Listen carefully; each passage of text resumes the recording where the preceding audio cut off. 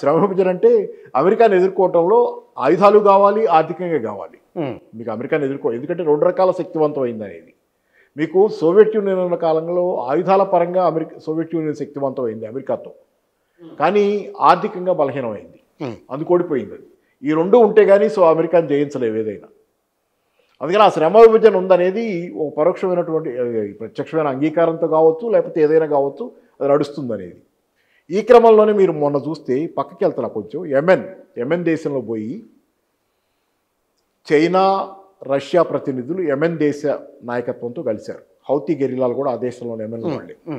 వాళ్ళు కలిసి యెమెన్కి ఇచ్చిన హామీలు ఏంటంటే, యెమెన్కి ఆర్థికంగా చైనా సాయం చేసేటట్లు, యెమెన్ పురోగతిలో, ఆర్థిక నిర్మాణంలో చైనా సాయం చేస్తుంది. సాయుధంగా అమెరికాని ఎదుర్కోవటం, ఇవన్నీ ఇజ్రాయెల్ వేసేవి, ఇవన్నీ హౌతీల మీద కానీ ఇవన్నీ కానీ దానికి సంబంధించి ఆ పరంగా రష్యా సాయం చేస్తుంది. ఇది కుదిరిన ఒప్పందం. మీకు దానిలోనే స్పష్టంగా కనపడుతుంది, రష్యా ఈజ్ హెల్పింగ్ యెమెనీస్ ఆయుధ పరంగా, చైనా నిర్మాణ పరంగా. ఇది ఒక క్లియర్ న్యూస్ బిట్, అది నేను చూసింది. అంటే మీకు అక్కడ శ్రమ విభజన వీళ్ళిద్దరు కలిసి ఏ డివిజన్లో చేసుకుంటారు. సరే, ఇదొకటి.